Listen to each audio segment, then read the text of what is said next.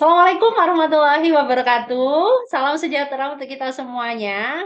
Terima kasih yang sudah mengakses video ini.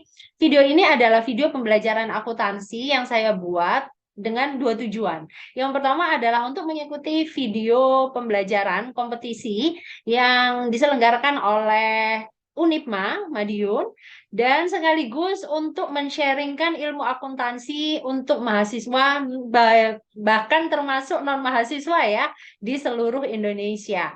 Nah, perkenalkan, nama saya adalah Amrina Yulfajar. Saya adalah dosen akuntansi di STIE Mahardika Surabaya. Saya sudah berkarir sebagai dosen di STIE Mahardika sejak tahun 2013. Dan fokus saya adalah ngajar di prodi akuntansi. Dan setiap mengajar juga saya itu selalu punya tagline untuk accounting is easy, accounting is fun, seperti yang saya tulis di sini. Harapannya adalah teman-teman bisa enjoy, merasakan, atau punya experience baru, menerima mata kuliah akuntansi dengan cara yang lebih mudah dan menyenangkan. Oke teman-teman, tidak lama-lama saya mau langsung share materinya, yakni materi tentang penjurnalan atau step akuntansi yang pertama nih teman-teman. Jadi banyak sekali metode yang ada di buku ataupun di internet juga mengenai metode penjurnalan ini. Kalau saya menyebutnya metode dealer. Jadi metode ini saya pelajari juga secara online di YouTube channelnya www.accountingstaff.com. Jadi ini menurut saya adalah cara ngejurnal yang asyik anti selisih. Baik, langsung aja. Jadi fokus kita pada kesempatan kali ini ada 5 hal. Yakni yang pertama adalah konsep dasar akuntansi itu seperti apa. Lalu yang kedua adalah manfaat akuntansi dalam bisnis. Yang ketiga adalah persamaan akuntansi. Yang keempat adalah siklus akuntansi. Dan berikutnya adalah metode dealer. Nah, sebelumnya silakan kalian ikut kuis ini. Jadi ini adalah kuis yang saya bikin di Quizizz. Hanya ada 5 soal, jadi ini adalah istilah akuntansi dalam bahasa Inggris. Silakan langsung scan di sini, yuk, yuk, yuk, scan, scan, scan, atau langsung aja kalau teman-teman pakai browser, boleh langsung aja diketik HTTPS, atau nggak pakai HTTPS bisa langsung bit.ly, Anda garis miring, klik kuisnya gitu. Langsung aja, hanya ada 5 soal, boleh salah, nggak harus benar. Silakan. Nah, kuisnya ini adalah istilah akuntansi dalam bahasa Inggris. Yang pertama adalah tentang uh, ini lihat, aset, harta, liabilities, kewajiban, lalu yang berikutnya equity, modal, lalu yang berikutnya balance sheet, laporan posisi keuangan. Lalu ada income statement, laba rugi. Yeay! Kita lihat nih berapa banyak yang benar dan berapa banyak yang salah. Tapi tenang aja teman-teman, nggak perlu harus selalu benar. Salah pun nggak apa-apa. Karena itu tujuan kita untuk kuliah. Tujuan kita untuk belajar lagi. Karena kita merasa tidak bisa, mau upgrade skill, mau upgrade knowledge, akhirnya kita belajar. Jadi, habiskan jatah gagal kita semudah mungkin. Insya Allah, untuk mencapai kesuksesan akan lebih cepat. Amin. Nah, akuntansi itu nanti fokusnya adalah kita memproduksi laporan keuangan. Jadi, laporan keuangan itu kalau saya menganalogikan, itu seperti halnya kita ngecek kesehatan tubuh. Mungkin saya, mungkin teman-teman yang memang seumuran saya, atau kalau teman-teman mungkin jarang ya, atau mungkin pernah juga untuk cek lab. Kalau saya memang pastinya cek secara rutin ya. Jadi cek kesehatan tubuh. Ini biasanya juga nggak harus ke lab sih, bahkan ada di mall kayak gitu pun ada. Jadi tujuannya adalah kita ngecek berapa nilai kolesterol, gula darah, dan asam urat dengan cara ditusuk ujung jarinya lalu nanti dites pakai alat. Nah, dari sini kita bisa tahu nilai dari kolesterol, gula darah, dan asam urat yang ada dalam tubuh. Misalnya, kolesterol, oh kolesterolnya 180. Oh, gula darahnya normal nih, gula darahnya 50. Asam urat 7 gitu ya. Terus akhirnya ya, angka-angka ini kan mencerminkan kesehatan kita, ya kan? Kalau udah tahu sehat, berarti kita harus meningkatkan kesehatan lagi biar makin fit, makin prima, awet muda gitu ya. Terus kalau memang ternyata ada masalah, berarti kan tahu, oh berarti makanan yang mengandung kolesterol mau saya kurangi. Aku mau meningkatkan olahraga, gaya hidup sehat, tidur yang cukup, dan seterusnya. Dari situ bisa ambil keputusan. Sama halnya dengan laporan keuangan. Jadi setiap angka dalam laporan keuangan itu bisa bicara. Jadi misalnya, oh ternyata nih eh ini bisa kelihatan yang namanya laba rugi kita ada berapa. Lalu misal HPP kita berapa, piutang kita ada berapa, berapa yang macet, berapa yang waktunya ditagih. Semuanya dalam laporan keuangan itu bisa menilai kesehatan perusahaan. Gitu. Dan kalau sudah tahu sehat enggaknya perusahaan, pada akhirnya kita kan bisa mengambil keputusan yang tepat.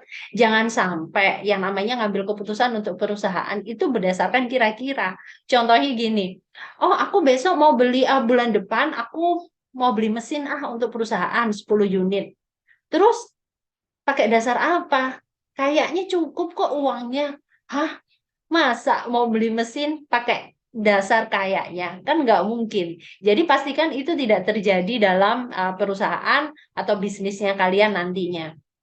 Jadi gunakan laporan keuangan untuk ngecek kesehatan perusahaan dan pengambilan keputusan yang tepat. Nah, hanya saja laporan keuangan itu apa sebenarnya kan gitu. Jadi laporan keuangan itu catatan informasi keuangan suatu perusahaan dalam satu periode akuntansi tertentu yang dapat digunakan untuk menggambarkan situasi kinerja usaha atau perusahaan tersebut. Ada 5. Yang pertama adalah laporan posisi keuangan atau neraca.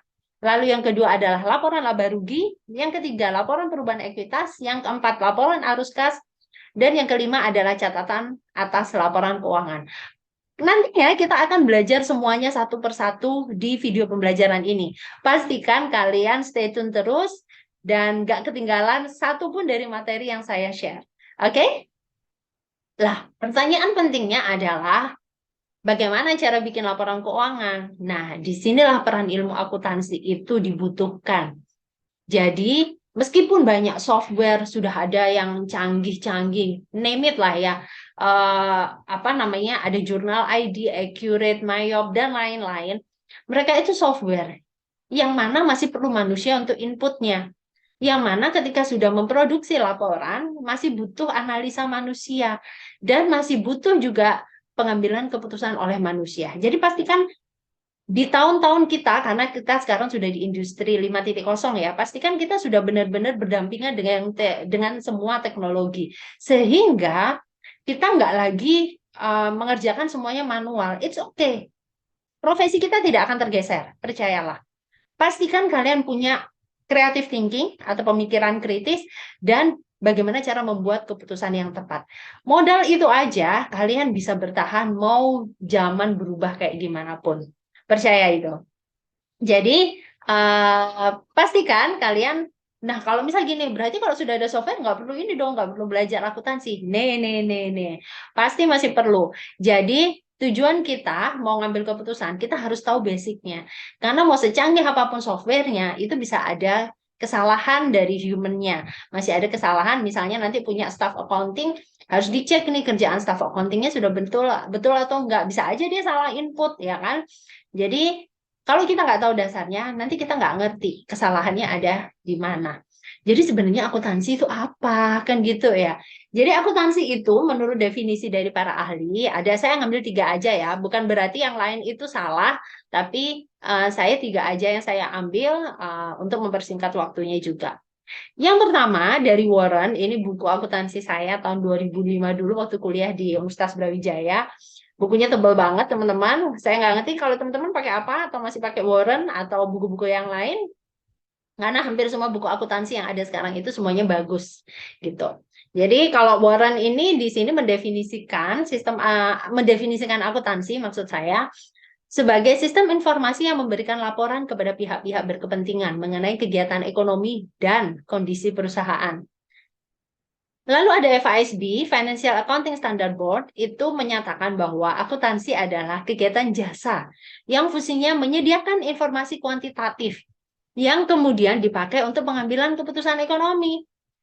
Dan berikutnya ada Sofyan Harahap. Sofyan Harahap ini mendefinisikan akuntansi sebagai proses pengidentifikasian, mengukur, dan menyampaikan informasi ekonomi sebagai bahan informasi dalam hal mempertimbangkan berbagai alternatif dalam mengambil sebuah kesimpulan oleh para pemakainya. Jadi, kalau laporan keuangannya sudah disajikan dengan tepat, maka pengambilan keputusannya juga.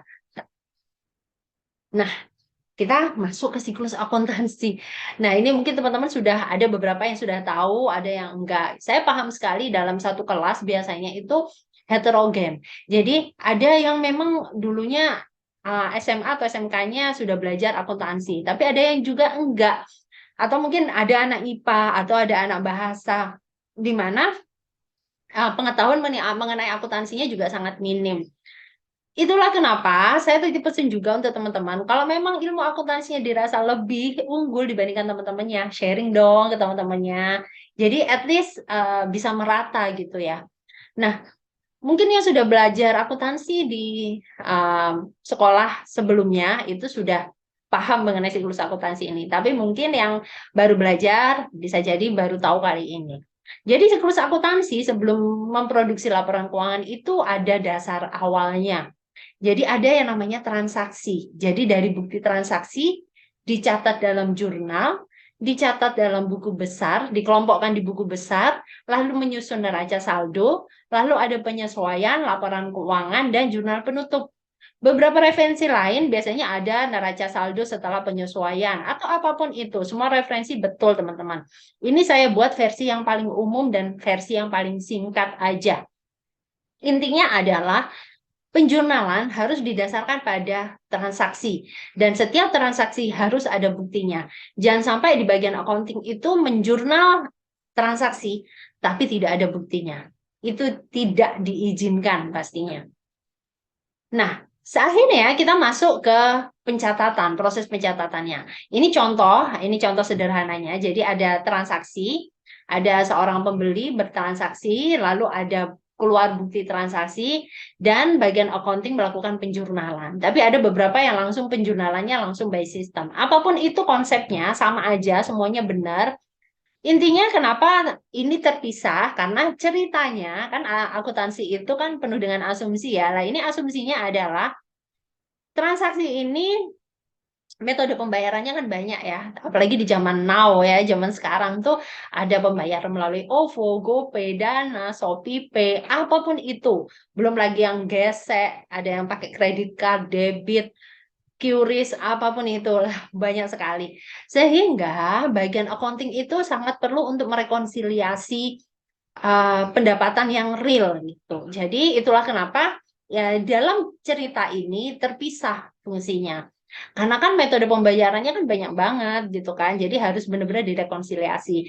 Terlebih kalau menggunakan metode pembayaran tertentu, pihak ketiga itu minta fee juga. Sehingga kita kan harus mencatatkan benar nggak nih uang yang masuk ke perusahaan. Kurang lebih seperti itu. Jadi mulai dari ada transaksi, ada bukti transaksi, lalu di jurnal.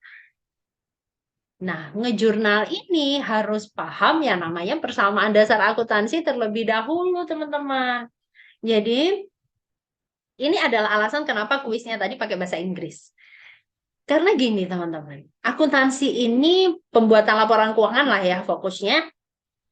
Itu selalu disediakan dengan dua bahasa. Mungkin kalau level-level UMKM jarang sekali pakai dua bahasa. Tapi kalau udah perusahaan-perusahaan yang TBK, perusahaan yang besar yang levelnya sudah tinggi, yang omsetnya juga sudah miliaran, tentunya mereka menggunakan dua bahasa. Itulah kenapa kita latihan dari sekarang agar terbiasa gitu. Aset itu harta atau aset juga bisa. Liabilities itu kewajiban atau utang, ya kan? Equity itu modal, revenue pendapatan, expense beban, balance sheet laporan posisi keuangan atau neraca, income statement itu laporan laba rugi. Jadi persamaan dasar akuntansi itu aset sama dengan liabilities and equity. Dan kalau di breakdown lagi, aset sama dengan liabilities, equity plus revenue dikurangi expense. Aset, liability, equity itu masuknya ke neraca atau balance sheet. Revenue and expense itu masuknya ke income statement atau apa? Laporan laba rugi. Tepat banget. Nah, ini adalah konsep dasarnya. Pada akhirnya, kita masuklah ke istilah double entry accounting. Apa sih itu? Jadi proses akuntansi itu menggunakan double entry accounting, di mana setiap transaksi itu mempengaruhi setidaknya dua akun. Jadi kalau ada pengaruhnya, kalau ada piutang atau pembelian, berarti ya ada minimal uang masuk dan barang keluar, ya kan? Jadi mempengaruhi ada dua akun, intinya begitu. Lalu yang berikutnya harus setidaknya ada satu debit dan ada satu kredit. Dan debit harus selalu sama dengan kredit. Nggak mungkin debit sama debitnya jomblo, kreditnya jomblo gitu ya. Jadi ingat ya teman-teman, setiap transaksi selalu ada pasangannya. Nggak mungkin jomblo. Catat ya, di mana ada debit, selalu ada kredit. Nah, pertanyaannya gimana debit kreditnya? Nah, inilah yang namanya metode dealer, seperti yang saya sampaikan tadi. Jadi metode dealer ini DEALER. Akunnya, diingat-ingat ya teman-teman, kalau dia terkait dengan dividen atau bagi hasil, dividen expense aset, ini saldo normalnya di debit. Tapi kalau dia liability equity revenue, saldo normalnya di kredit. Dan semua transaksi akuntansi, udahlah, mau kanan, kiri, atas, bawah, apapun itu pasti nggak akan jauh dari 6 akun ini. Dividen beban aset ada di debit saldo normalnya. Kalau kewajiban atau utang, modal, dan pendapatan di kredit. Mungkin teman-teman ada yang beberapa sudah paham, ada juga yang belum. Paling enak adalah kita langsung praktek. Benar nggak? Nah, kalau langsung praktek, nanti teman-teman silahkan dipraktekkan dulu gimana caranya biar nggak bingung. Jadi, sekarang kita cek nih. Diingat-ingat ya rumus ini. Dividen expense asset, liability equity revenue, DEA itu di debit, LER itu di kredit. Nah, ini adalah latihan soal kita nih. Silahkan kalian scan untuk mengakses soalnya. Boleh dikerjakan pakai tulis tangan. Apapun itu pakai catatan kalian boleh silakan. Jadi kalian bebas. Dan kalaupun aduh Bu, saya masih bingung, saya masih pusing, nggak apa-apa. Bikin kesalahan dulu. Karena di video berikutnya nanti kita bahas gimana sih cara ngerjakan ini dengan mudah. Tapi syaratnya itu kalian harus bikin. Ingat ya, setiap satu transaksi minimal terkait dengan dua akun. Dan ada debit, ada kredit. Ingat, jadi yang sudah bisa silahkan langsung dikerjakan. Yang belum bisa silahkan sebisanya. Jadi bisa di-scan sekarang karena soalnya ada di scan ini nanti berupa PDF. Kalian bisa langsung kerjakan, boleh berupa catatan atau apapun. Atau bisa pakai browser bit.ly latihan soal yuk. Terserah kalian mau pakai cara yang seperti apa. Dan kapan kita akan bahas mengenai soal ini? Kita akan bahas di video materi berikutnya.